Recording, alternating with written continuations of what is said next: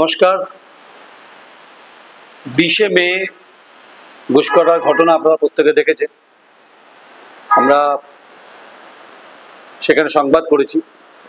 সুদীপ্তর বাবা লটারি বিক্রেতা ডাম্পারের ধাক্কায় তার দেহ ছিন্ন বিচ্ছিন্ন হয় এবং সেই পুলিশ অফিসারের ভূমিকা ভাইরাল হয়েছে, জানিয়ে সেখানকার জনমত, সেখানকার মানুষ পুলিশের এই ন্যাক্কারজনক ভূমিকায় অত্যন্ত ক্ষোভ প্রকাশ করেছে, উষ্মা প্রকাশ করেছে, অমানবিক ঘটনার কথা তুলে ধরেছে। সুদীপ্ত তার মুখ খুলতে চাননি, মুখ খোলেননি, কোনো কারণে হয়তো তার মুখ নিস্তব্ধ ছিল।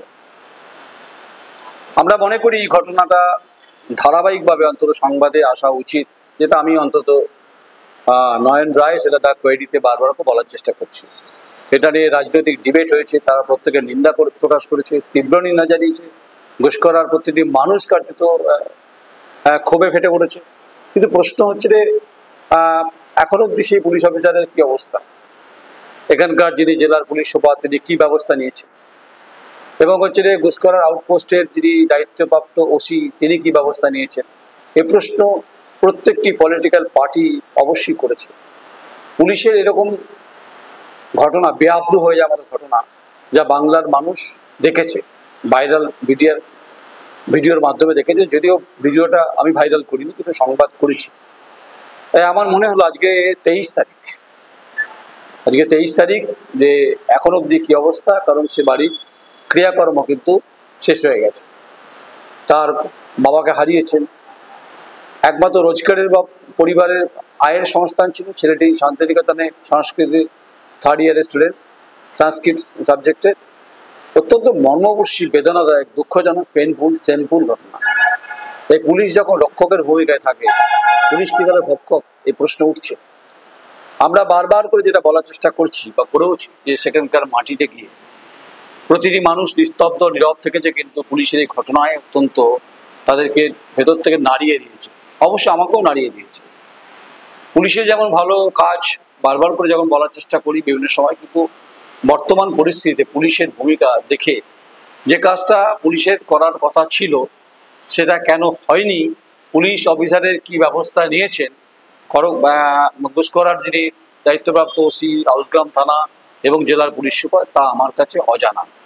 তাই আমাকে অযাচিত কোনো ভুল না বুঝে আমি মনে করেছি এই সংবাদটা পরিবেশিত হওয়া দরকার, এবং উপযুক্ত যে পুলিশ অফিসার যিনি ছিলেন তার শাস্তির দাবিতে সর্বত্র ঘুষকরার মানুষ এবং পলিটিক্যাল পার্টি। আমি যদি পলিটিক্যাল পার্টিকে ছেড়ে দিই, তাহলে ওখানকার মানুষ 12 নম্বর ওয়ার্ড, 6 নম্বর ওয়ার্ডে ঘটনা, যতগুলো ওয়ার্ডই থাক না কেন, ঘুষকরা পৌরসভাতে এই ঘটনায় তীব্র নিন্দা শাসক বিরোধী সবাই করেছে। এরকম ঘটনা খুব ভালো ছবি গেছে, এরকম কোনো ভাববার কারণ নেই। তার জন্য কোনো চিৎকার করে কোনো সংবাদ করার সেটারও প্রয়োজন নেই। আমার মনে হয়েছে যতক্ষণ না, দেখুন, মৃত সুদীপ্তর বাবার আত্মার শান্তি কামনা সেদিনও করেছি, আজও করছি। যার যায় সে বোঝে, তার ব্যথা সেই বোঝে।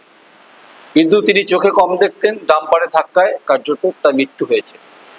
কিন্তু যে ঘটনা পুলিশ যেভাবে তার বডির দেহাংশ ভাইরাল ভিডিওর মাধ্যমে দেখেছে মানুষ, তার সুদীপ্তর হয়তো কোনো কারণে, অজ্ঞাত কারণে হয়তো পরিবার চুপচাপ রয়েছে।